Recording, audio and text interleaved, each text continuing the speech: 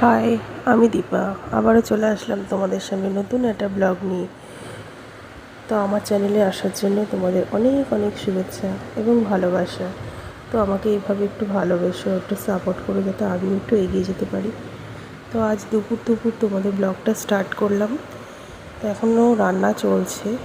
তো রান্না বসিয়ে এসছি, এদিকে মেয়ে বিরক্ত করছে। দেখো, আমি ব্যালকনি তোকে জানলার উপরে তুলে দিয়েছি।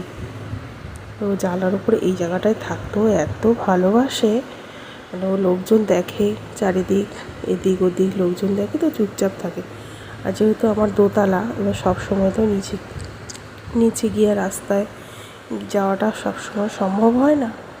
তো ওই জন্য ওকে একটু ব্যালকনিতে একটু ঘোরাফেরা করলে ও একটু চুপ হয়ে যায়, আর নাহলে কান্না করতেই থাকে।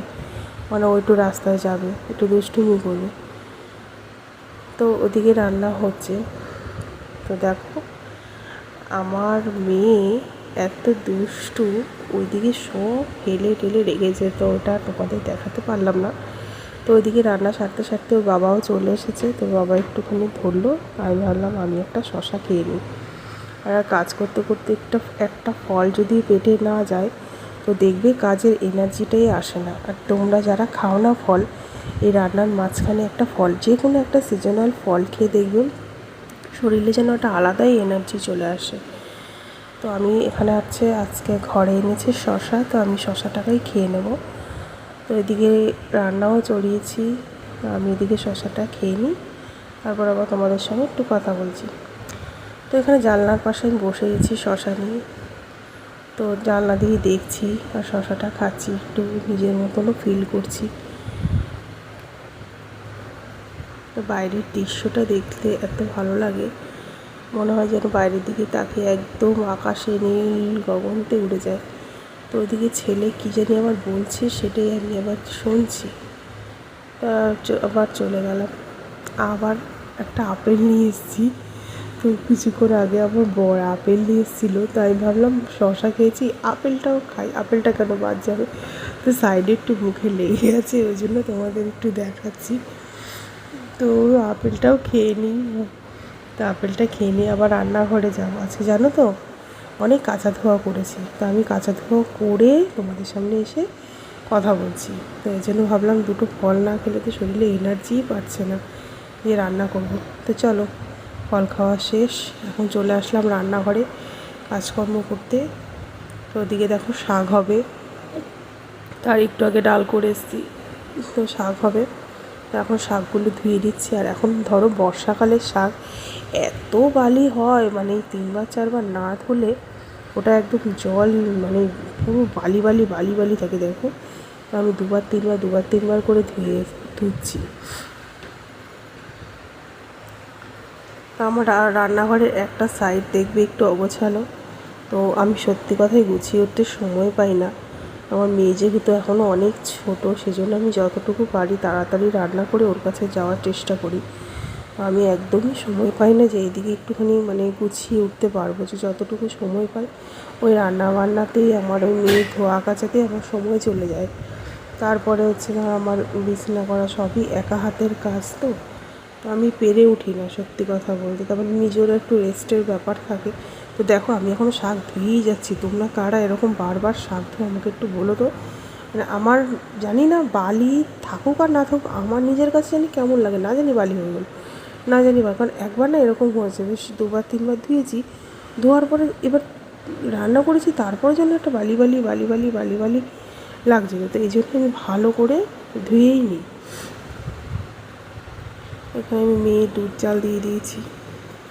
সারাদিন ঘুম থেকে উঠেই রান্না রান্না রান্না, জীবনটাই একদম রান্নার দিকেই চলে যায় মেয়েদের।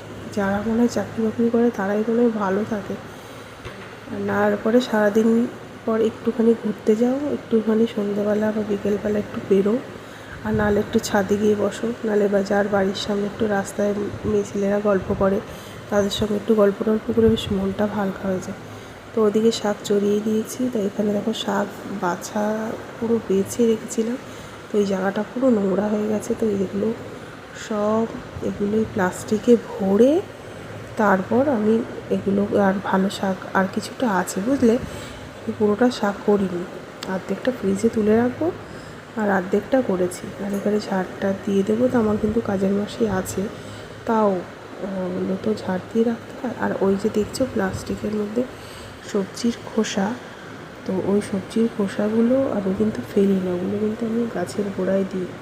তো ওইগুলো মানে বিশেষ করে লঙ্কা গাছের গোড়ায় দিলে লঙ্কা গাছ এত মানে ভালো হয় আর খুব লঙ্কা হয়। তোমরা দিয়ে দেখবে, কিছুই না, যে কোনো একটা লঙ্কা গাছের চারা লাগাবে, ওটার মধ্যে শুধু সবজি পচা দেবে, দেখবে লঙ্কা কত ভালো হয়। তো তোমাদের সঙ্গে কথা বলতে বলতে জল তেষ্টাও পেয়ে গেছে, তো জল খেয়ে নিলাম। কারণ জল খাওয়াটাও জরুরি, শরীরে এনার্জি দিতে গেলে। আর এত গরম লাগছে এই 2 দিনে, আমি রীতিমতো ঘামছি, বারবার গিয়ে ব্লাউজ পাল্টাচ্ছি জানো। তো এখন একটু জল খেয়ে নিই, কারণ জলটাও তো শরীরের প্রয়োজন, নাহলে তো আবার ডিহাইড্রেশন হয়ে যাবে। তো চলো, এখন রান্নাবান্না আমার শেষ, দেখলে ওদিকে শাক হয়ে গেছে, এখন যাবো একটু ছাদে। তো দেখো ছাদে চলে আসলাম। তো ছাদে এসে তোমাদের এত সুন্দর একটা জিনিস না দেখিয়ে পারলাম না। দেখো সূর্যটা পুরো অস্ত যাচ্ছে, এত দারুণ লাগছে দেখতে, পুরো চারিদিক একদম সোনালি রঙের ভরে গেছে। যেন আমি একটু উঁচু করে তোমাদের দেখিয়ে দিলাম। আর আমার দেখেছো পেছনে কিন্তু ওই যে কী বলে কুমড়ো গাছ আর উচ্ছে গাছও হয়েছে, করলা।